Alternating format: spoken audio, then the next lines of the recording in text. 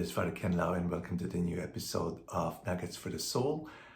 Today is Good Friday, and I would just like to share with you a private revelation given by Mary to Saint Bridget Sweden on what happened during the crucifixion of our Lord Jesus Christ on Good Friday. And as I read this, just kind of put yourselves with Mary and looking at the crucifixion through her eyes and just ponder and meditate. I'd like to share with you, and this is from the book The Life of Mary, as seen by the mystics, compiled by Raphael Brown. So this is Mary speaking.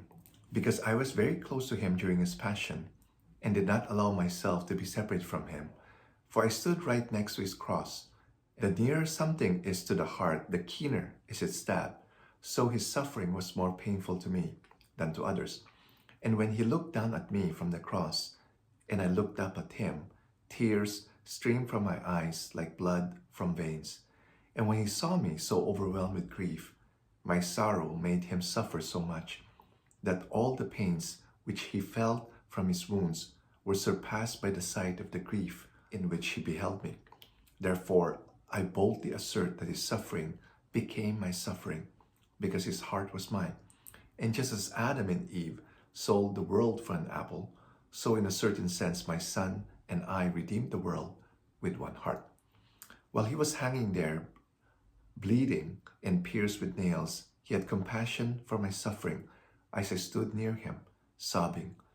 With his blood-filled eyes he looked down at John and commended me to his care. Then, after he had entrusted me to the care of his beloved disciple, he saw me and his friends weeping inconsolably, and from the depths of his heart he cried out in an overpowering voice, raising his head and his tear-filled eyes towards heaven. My God, why hast thou abandoned me? I was never able to forget that cry until my assumption into heaven. Then, in the excessive anguish of his humanity, he cried to his Father, Father, into thy hands I commend my spirit. When I, his most sorrowful mother, heard these words, in my keen grief of heart, all my limbs trembled. And indeed, as often as I later thought of that cry, I could hear it again in my ears. But when I arose and saw my son, more despised than a person afflicted with leprosy, I directed my will completely toward him. Then I fully understand that everything had happened in accordance with his will, and that it could not have happened unless he had permitted it. And I thank him for everything. A certain joy was even mingled with my grief, for I perceive how he, who had never sinned, had willed to suffer so much for sinners out of his great love. A man came up and drove a spear so forcefully into his side that it almost came out on the other side. And as soon as he drew it out, its point was all red with blood. The heart of my beloved son was so violently and mercilessly pierced that the spear split his heart in two. When I saw that my son's heart had been stabbed through, I felt that my own heart was likewise pierced. Later, my son was taken down from the cross. When they lowered the body near the ground, one supported it at the head and the other at the feet. But I, who was his mother, held him in the middle.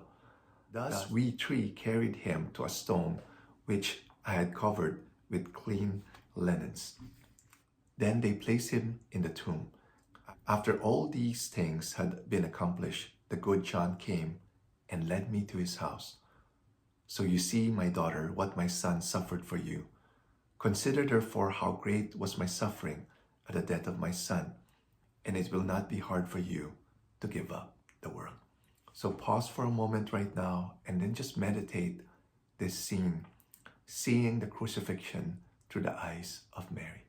God bless. The living saint, Jesus, Mary, Joseph, we trust in you.